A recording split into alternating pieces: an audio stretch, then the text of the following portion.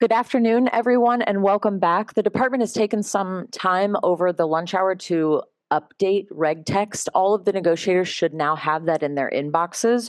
We're going to take about 45 minutes to have everyone review that, and we will resume here together right at 2:15. Okay, thank you all.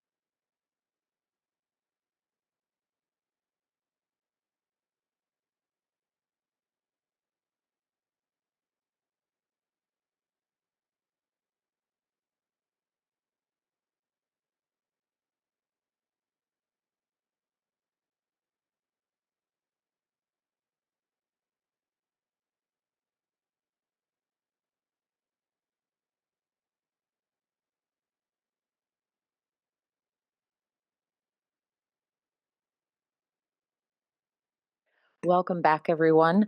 I would like to note that for state higher ed, we are welcoming our alternate Heather to the table, and for state grant, we are welcoming our alternate Elizabeth to the table.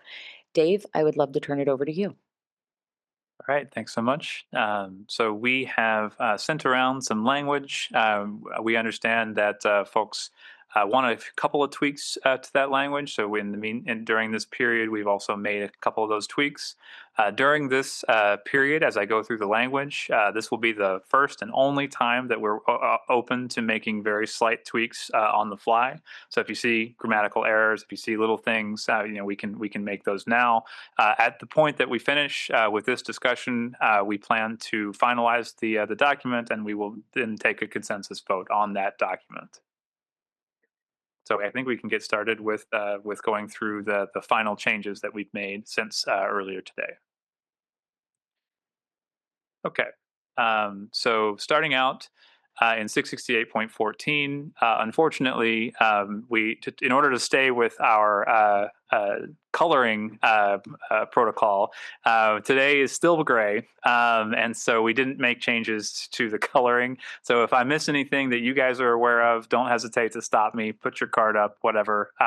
But here, this is the section dealing with the effects of the school failing the test that we described this morning, where 50% or more of the school's students or Title IV revenue are in low earning outcome programs. Here, we previously refer to 668.16T. If an institution does not comply with the provisions of that item at time of enactment, so this is the addition in the parenthetical here. And if you don't mind, Tamar, would you explain just a little bit about the concern that prompted this one, so that we're on the record? Sure. Sorry, let me adjust my mic. Apologies.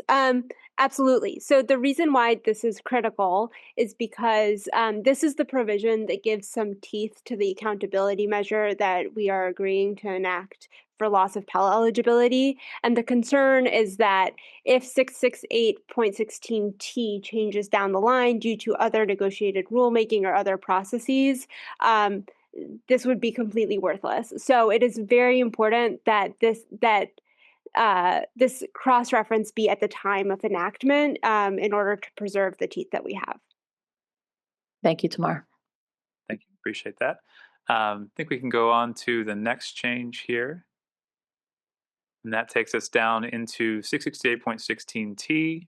This is, again, the section that we worked on this morning relating to the test itself. And this is just a grammatical change that Michael recommended, where if you look at the stem, if the institution, and it has to be a verb there, so it demonstrates that at least half of the institutions. Oh, and Joe is fixing these things on the fly. Thank you, Joe. At least half of the institution's recipients of Title IV HEA funds. So the demonstrates is the verb that belongs there. Okay. So then, Joe, go on down to our next change here. Okay. Here we trying to recall what the change was in this section. I apologize, guys. If folks. Oh, this is in this sorry, this section. This is just a run-on sentence. Yeah, thank you, guys. So Michael correctly pointed out that it's very hard. It was very hard to read in its previous form. So all we did here was move things into smaller sentences. So you guys have had a chance to, I think, to read it. It's still not my favorite grammatical construction that we've ever written, but it is a little clearer, and we think that this still it does the job that it previously did.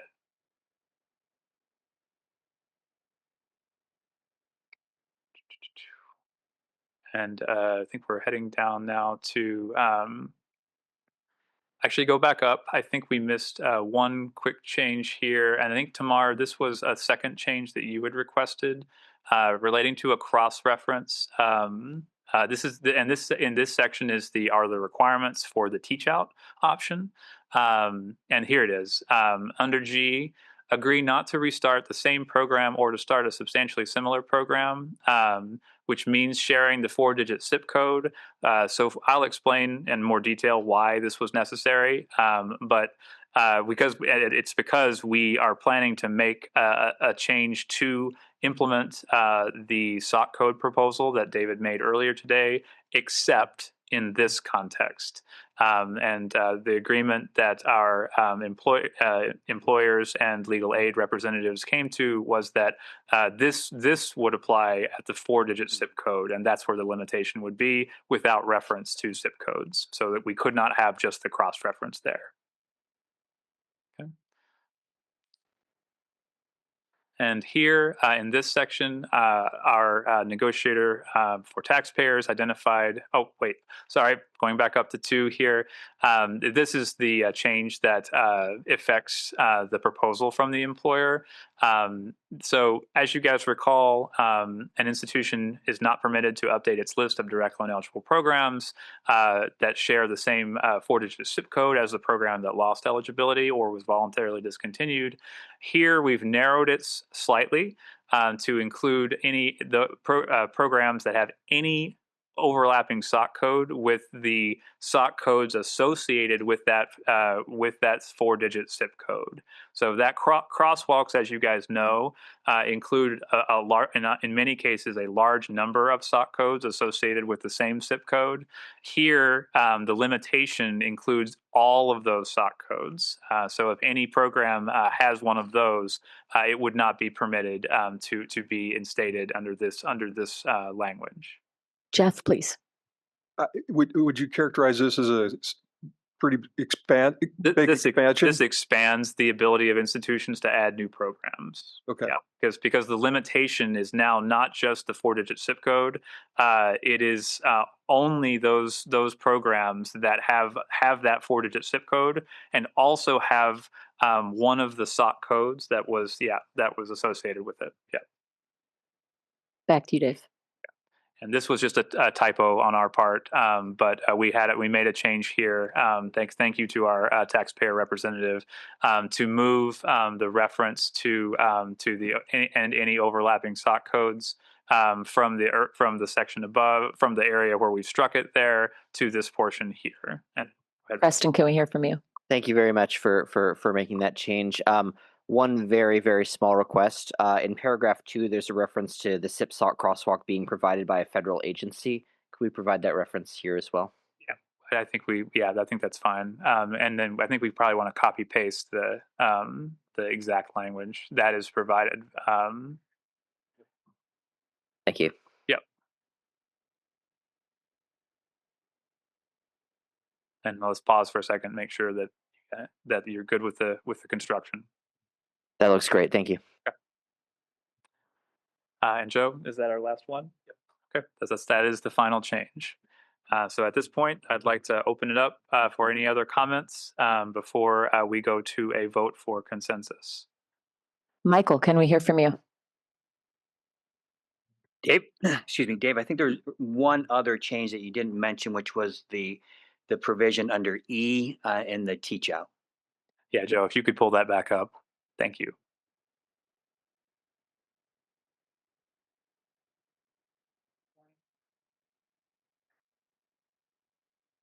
Yeah, so Michael correctly pointed out that this particular item is a requirement to maintain the program under a warning status, but he reminded us that the warning status also tells students that they could potentially lose eligibility for Title IV aid in the program, and that's not true under this exception. So we've also said with the exception of that particular part of the warning referring to the loss of Title IV of direct loan eligibility. Thank you, Michael. Thank you, Michael. Thank you, Dave. Jeff. Yeah, I just want to make a couple of comments. First, I want to thank the department for making this an in-person process once again. I mean, we all experienced why direct interaction between humans is necessary in this process to be successful. And the same goes for returning the annual conference from a virtual lecture to an in-person conference. Without the ability to confer, it's not a conference. It's hard to characterize that. And proprietary institutions appreciate the department's inclusion of a more robust transparency framework in the proposed regulations. Providing students and the public with clear program level information about costs, time to completion, and other outcomes is an important step towards restoring trust in higher education.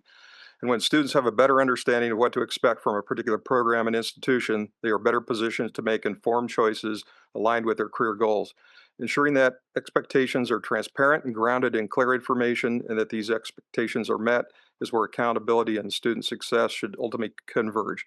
And we appreciate the efforts by the department to get there. And I think this is a significant step that's going to inform us well into the future.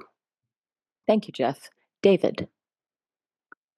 Thank you again for all the collaboration throughout the week. I just want to confirm, can you just maybe elaborate on, is there anything we can put in the preamble or NPRM around the way cohort inclusion will be dealt with, the way students who are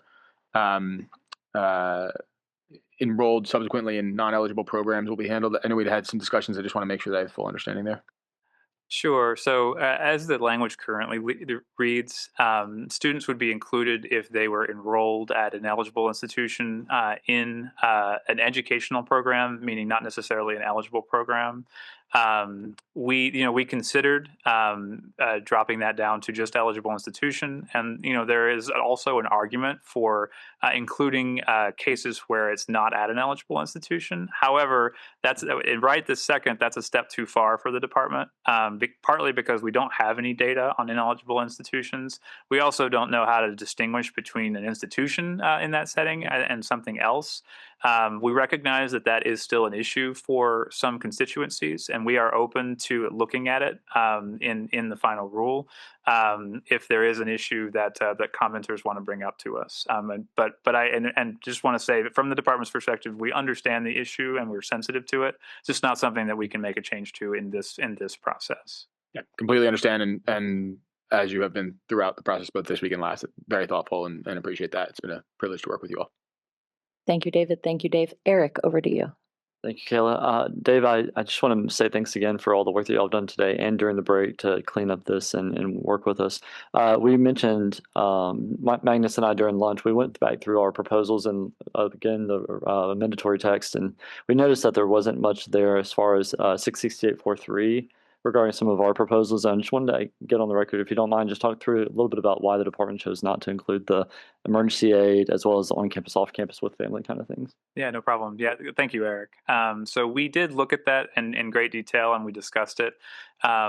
The main issue for the department is that in order to provide the information that you requested, we would have to increase the reporting requirements for institutions, at least in terms of the housing information and some of the other components of cost of attendance. What I would say is that we are open to ensuring that the most disaggregated and most accurate information possible about all elements of costs are included on that program information webpage.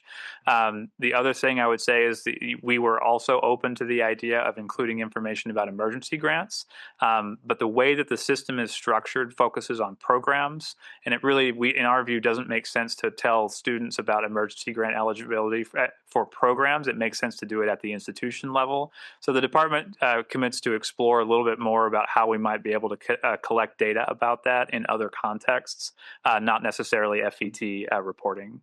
Thank you, Dave. Jeff, did you want to add to that? Yeah, and you sort of have me to blame on the emergency aid part. I was like, wait a minute, this is a bit redundant if we're doing it on the program, but we do have a very good relationship with our colleagues in the National Center for Education and Statistics, and so we're going to make a recommendation to try to pick that up on IPIDs. Thank you very much. Thank you all. Aaron, over to you. I just had a drafting comment. I totally understand the substantially similar concept in teach out, no issue. I just was going to suggest, it's not on the screen, but what I was just going to suggest, I can explain. It's just, it says agree not to restart the same program or to start a substantially similar program. I would just be very express and say, which for the purposes of this 668, 603 G is defined as, because we don't have a definition of substantially similar. Concepts kind of thrown around in 2 or 3 different places. And I just think it's worth adding, being very clear that it is for purposes of this determination in this section, but Yeah, I mean, it's just a note. Could tomorrow, and then tomorrow's like again was wanted to have a very specific language here. Could we just say, and let me just read the sentence as I might do it, agree not to restart the same program or to start a program that shares the same 4-digit zip code? Yeah, great. Yeah, great. Okay. If More elegant. Joe, if you're able to make that change, I think that says the same thing and also avoids any confusion about what constitutes a substantially similar program.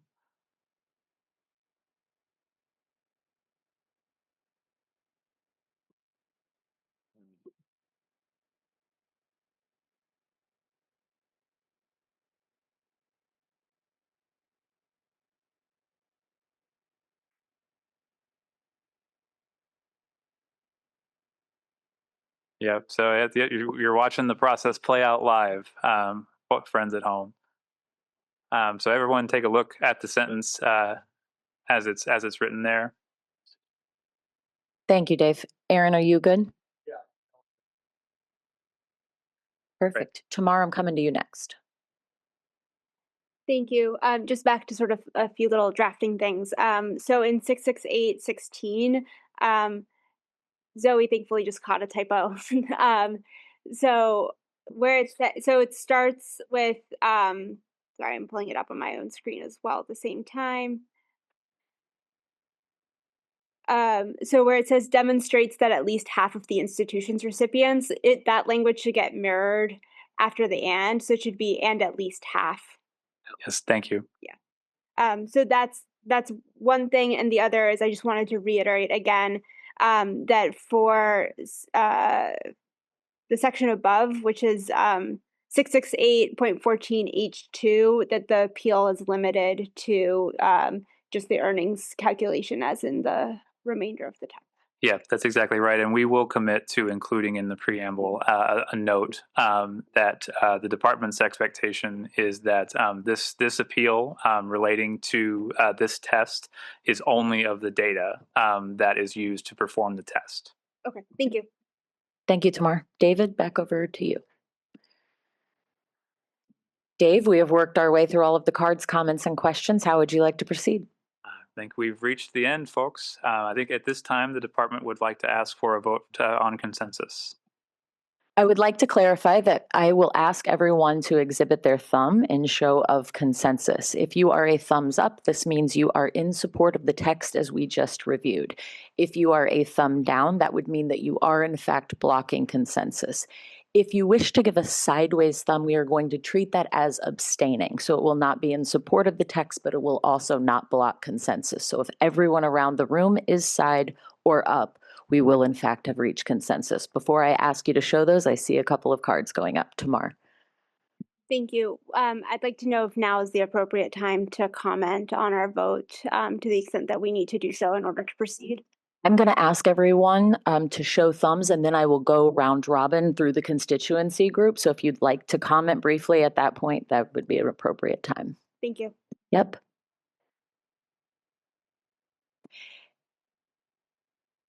If I could please ask everyone to show their thumbs, I will then call on you individually. Please both show your thumb at that time, and you will read the position of your thumb into the record. All right. I invite everyone to show their thumbs on the text as we just reviewed.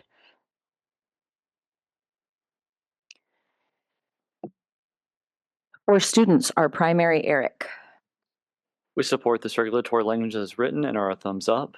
On behalf of 9 million Title IV students, we're proud of the work of the committee to advocate for protections related to Pell eligibility for failing programs, delineating teach-out provisions to further support students in programs that are being phased out, developing new opportunities to support the skills needed in short-term programs through the Workforce Pell program, and providing transparency for understanding the usage of limited Pell awards in programs that fail the earnings measure.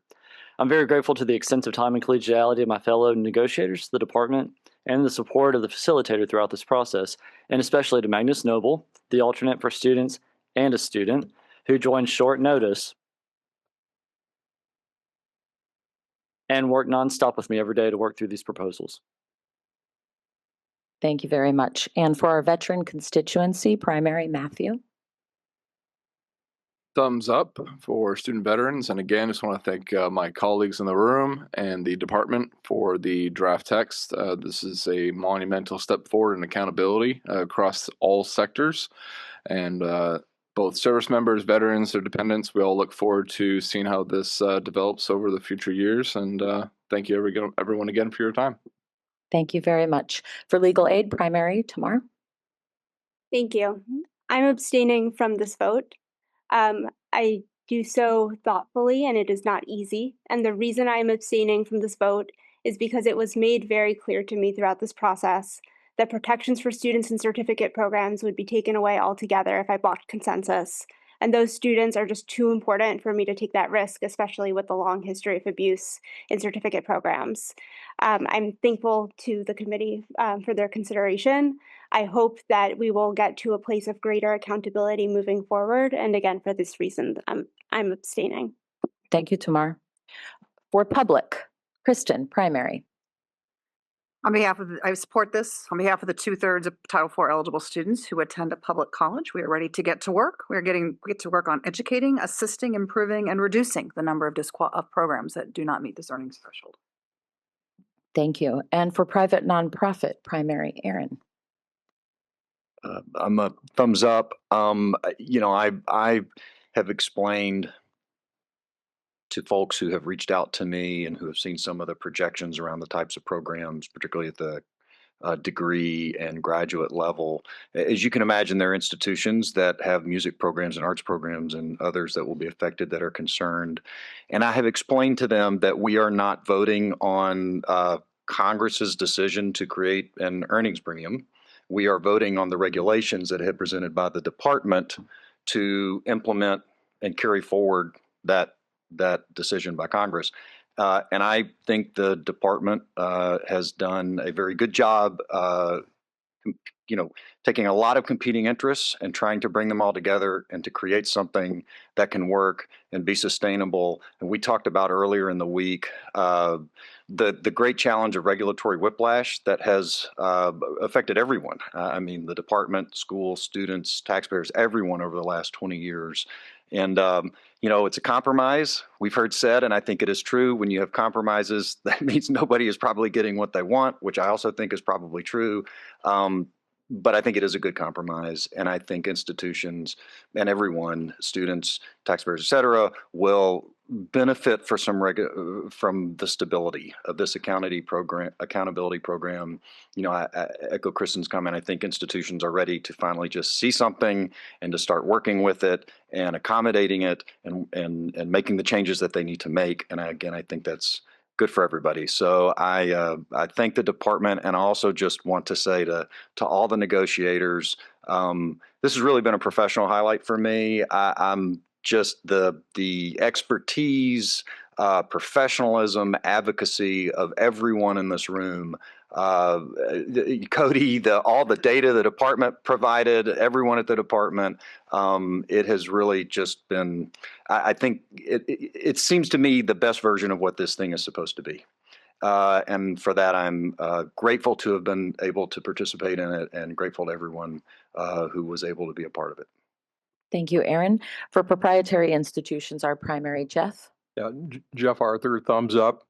And as I mentioned 5 minutes ago, our institutions, proprietary institutions, are eager to be able to demonstrate where we have programs that are a great value and have good outcomes. That we're looking forward to having that opportunity to have a level comparison for the first time across several metrics with all other programs. Thank you, Jeff. And for state workforce, our primary, Rachel. Thank you. I'm a thumbs up. I think earlier this morning, I expressed some overarching thoughts, like many others, certainly recognizing that there have been various concerns or issues raised throughout the week, some of which could not feasibly be addressed while still reaching consensus. And I won't go through those again now. I would say overall, I'm proud of the work of the committee and grateful for the work the Department of Education has done with what Congress gave us, as Aaron so gracefully described a few moments ago. As I said before, while imperfect, I think this is a good compromise. I do agree, big picture, accountability, protections for our students, and performance for our students and for our employers and our communities are too important to risk not having a clear standard and clear accountability for all types of institutions and programs. And so I'm grateful for the opportunity to be part of this and to help provide that, hopefully in a way that can withstand enough time for us to learn about what's working and what's not as we do this, as we really explore greater accountability across post-secondary learning. So thank you all for all of that. My stakeholders and I are certainly looking forward to working with institutions and stakeholder groups within our states to implement this, to support institutions, I should say, as this is implemented, and think, like I said earlier, about how we can, make sure, hopefully in short order, that there are no programs that fail this measure of any kind. So with that, again, just thank you, everybody, and we're a thumbs up. Thank you very much. For State Grant, we have our alternate, Elizabeth. Thank you. I am a thumbs up for this vote on behalf of state grant agencies. I'd like to say a thank you to the department on behalf of my colleague Richie Morrow and to all of the colleagues around the table for the thoughtful conversations this week that got us to this point. I feel that the measure we're voting on here supports state goals around accountability and meeting workforce needs as well. And I have to also personally comment, with my lifetime history as a financial aid administrator, I feel that we've accomplished something really important this week. Thank you. Thank you, Elizabeth. And for State Higher Ed, we have our alternate, Heather. Thank you. State agencies are a thumbs up for this. And I would be remiss if I didn't highlight Randy in this whole thing. His sentiments around the table is that he has deep admiration for all of you, with gratitude that we even got here. Is a place that he certainly did not think we would get to. I'm grateful to him for teeing this up for me so that I can sit at the big table. The view is much different from right here.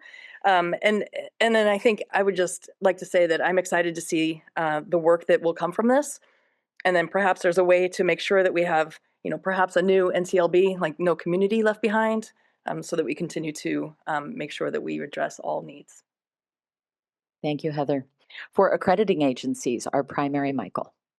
Thank you. On behalf of the accreditation community and our constituency, I vote a thumbs up in support of the regulations as we've negotiated those. Congratulations to the group. Again, I've already said this, but it was at first probably Sisyphean, but ultimately Herculean effort. And, congratulations on that. It is monumental to get that kind of momentum and agreement in Washington. So thank you for all of your work, your commitment, your dedication to really making an earnest attempt to get it right. So thank you. And I look forward, as is the accreditation community, to work through as regulatory partners with the department and the states to continue to strengthen our accountability frameworks. Thank you, Michael. For taxpayers, we have our primary, Preston. I'm thrilled to be voting in favor of the first across-the-board earnings-based accountability system in higher education that applies to all credential types and all sectors of institutions. This is a massive step forward for students and taxpayers. We're going to protect hundreds of thousands of students from low-earning programs, and we're going to prevent the flow of billions of taxpayers' dollars to programs that are not producing earnings outcomes that are getting students into economic mobility. Obviously, we have not gotten everything we wanted in terms of higher education accountability. We are working within the constraints of what Congress passed, but I do believe that this can be the first step towards we already have a really meaningful accountability regime for higher education, and I couldn't be more excited to be a thumbs up. Thank you, Preston. And finally, our federal negotiator, Dave. Department is a thumbs up. The department will have lots of comments that won't be coming out of my mouth necessarily. But I wanted to simply say for myself, thank you all very, very much. You guys have shown such incredible professionalism, creativity, a lot of hard work. And frankly, I couldn't have expected a better group of people to work with the very first time I went through this process as a federal negotiator. So thank you all so much for everything that you've done. I was remiss. I skipped over our employers group. We would not be in consensus without you, David. If you could please show us your thumb. David Kafavian, my thumb is up on behalf of employers and business. Does not feel appropriate that I should get the wrong Dave has the last word, I guess. I do share the thanks for all of my colleagues, for the department. This has been a wonderful experience, and Aaron, you said it correctly, to career highlight. I think, to Preston's point, the ability to get 15 years later to true harmony on a level playing field is something that's critical and frankly does send a level and clear market signal to employers, to schools, and to students, frankly, about where we see opportunities for them to grow and advance from a purely financial perspective. And that is important if you're thinking about students who are borrowing to pay for their investment in their future. It's imperfect, as others have said. I do hope that we can get to at some point, and it was not we were not empowered to do it here this week, but I do think it's important that we get to some solutions that are circumspect with respect to our rural communities, where there is most need for, frankly, workforce alignment between schools and employers. But I do think we will get there. And so zooming back out as just a citizen, I'm really encouraged at a time where there's a lot of lack of trust in government in all directions.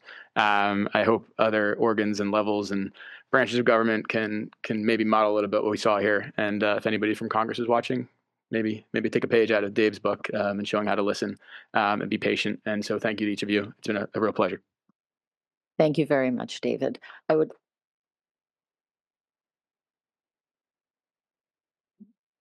happy to turn it back over to the department for any closing announcements or words. Sure. I am not about to get over my skis and upstage anything that the undersecretary would say, because I think he's definitely earned his pay this week, helping us out and reach consensus. So my remarks would just be personal. This morning, I was thinking when I was thanking my wife, sort of, covering my family responsibilities this week.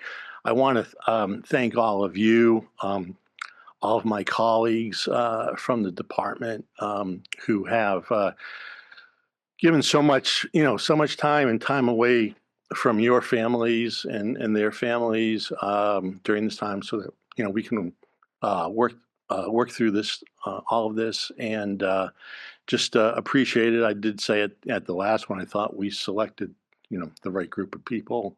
Still believe that, and I guess with that, so again, and I think people recognize the magnitude of what was done this week. So with that, I will introduce the Undersecretary of Education, Nicholas Kent.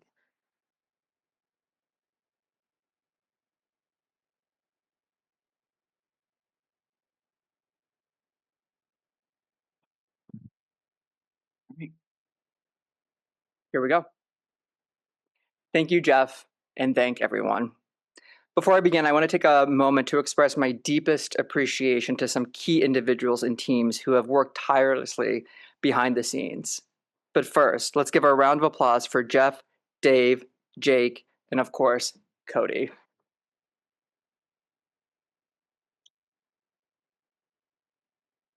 Your leadership and expertise have been invaluable in moving the work of the head committee forward. But my thanks extends far beyond this group, and I want to recognize the entire department staff whose dedication and commitment made this week possible. The countless hours of preparation, coordination, and support that you have provided have been crucial to what we have accomplished today. So please join me in thanking them.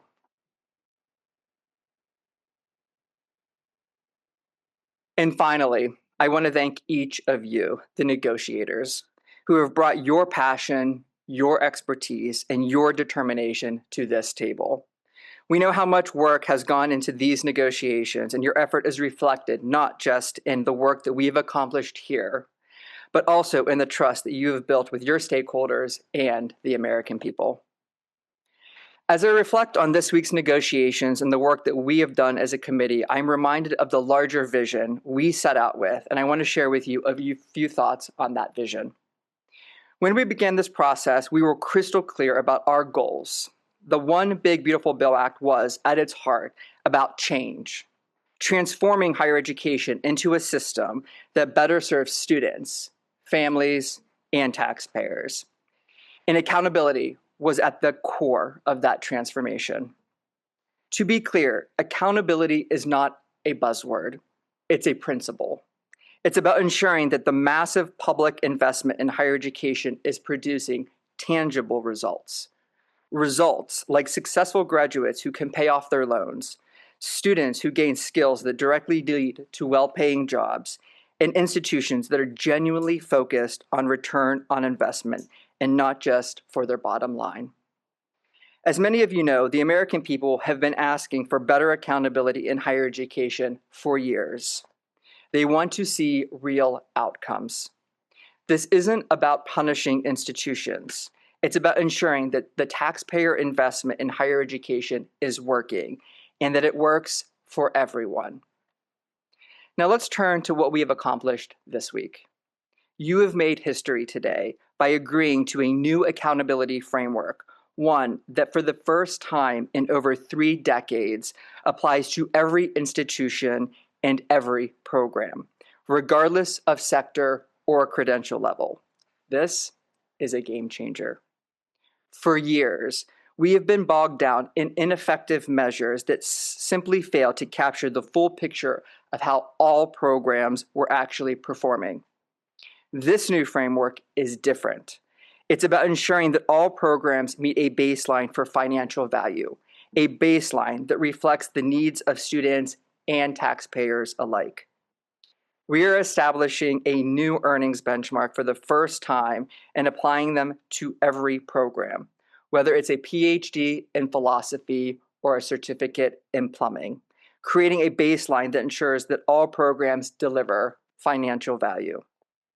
This is a critical shift, and it's one that will hold all institutions to the same standard of accountability. I want to take a moment to emphasize just how significant this is for students.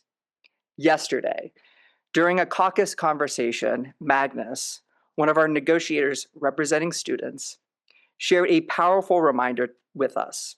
He said that drafting regulations is about balancing equities. On one side, you have institutional priorities, such as reducing institutional burden.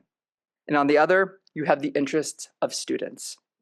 And when you add the weight to that scale, the student side should always carry more. Magnus went on to say that over the course of this week, he's seen this administration consistently put more weight on the side of students. As a first-generation student and a Pell Grant recipient myself, Magnus's words resonated deeply. This approach, which has been the hallmark of the Trump administration's policies, underscores our commitment to building a system that focuses on real students, outcomes, and taxpayers' interests, rather than just protecting entrenched systems and legacy programs. Students' interests should always remain at the heart of educational transformation, and this committee has clearly and exceptionally demonstrated its steadfast commitment to this principle. Let's also talk about how we have done this work. As I've said before, and I'll say it again, the days of using certain frameworks like gainful employment to punish certain types of institutions and programs are behind us. The old system unfairly targeted proprietary institutions and certificate programs while letting poor-performing degree programs at public and nonprofit schools off of the hook. This framework didn't work. That's why we challenge all of you, each of you, to come up with a system that treats all institutions and programs equally and without bias. And that is exactly what you have done. In the One Big Beautiful Bill, Congress rejected the idea that only certain types of institutions should be accountable based upon poor performance. This new framework advances that same principle, holding all institutions accountable for poor performance. It ensures that all institutions are held accountable for delivering results, and it is designed to stand the test of time. Our goal was also to ensure that we kept things simple and workable. The framework that we have agreed to today will eliminate nearly 30% of the reporting burden under the current financial value transparency framework, rebranded as the Student Tuition and Transparency System, or STATS. That means we are streamlining the process, reducing regulatory burden, and making it easier for institutions to comply, while collecting only the information that's truly helpful for students and families. We've also ensured that the department will be able to administer this framework efficiently and created a fair appeals process that's more manageable to oversee. This is about creating a system that works for everyone, students, taxpayers, and institutions. It's about accountability that is both meaningful and operationally feasible. Now, I know this process has not always been easy. In fact, at the beginning of the week, some media outlets were already writing us off. Last evening, as I was at home eating dinner and reading yet another proposal from the committee, an unnamed outlet even published an article titled, "Education Negotiators Seem Unlikely to Reach Deal on Accountability Rules." They doubted our ability to reach consensus, just as they doubted the RISE Committee's success last year or this committee's success last month in negotiating Workforce Pell. And yet, here we are today. Together, we have built something that will stand the test of time and end the regulatory whiplash. Once again, those who bet against us were wrong. They continue to severely underestimate this administration and this committee. As we continue to re-envision and drive a sea change in higher education, the RISE and AHEAD sessions prove that a group of individuals, regardless of their affiliation, can find common ground on the issues most critical to our students and our nation's success.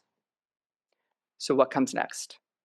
As we look ahead, no pun intended, we have the opportunity to make real change and lasting change.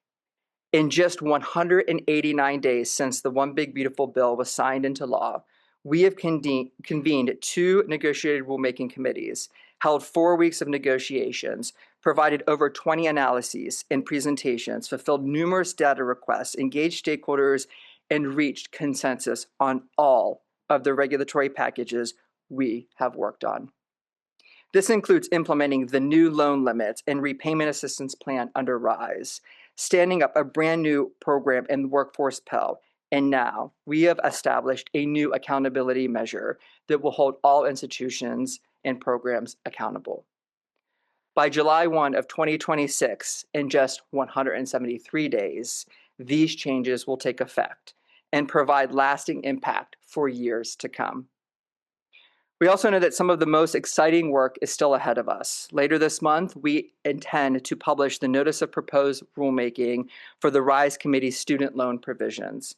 And after that, we will move forward with the proposed rules for Workforce Pell and finally, our new accountability framework. These will be game changers, and the department looks forward to seeing the feedback from the public as we continue to refine these proposals. In closing, I want to remind everyone of something very important. Americans are demanding change in higher education. The status quo is not working. Through these negotiations, we've taken one more critical step toward reforming a system to ensure that it works better for students and taxpayers. We are building a future where higher education works for everyone, where students are empowered to succeed, where taxpayers can trust that their investments will be used wisely, and where institutions are held accountable for delivering results. None of this would have been possible without the collaboration, hard work, and shared commitment from each of you in this room. So thank you again for your dedication. Together, we have made great strides, and together, we will continue to move ahead. Thank you.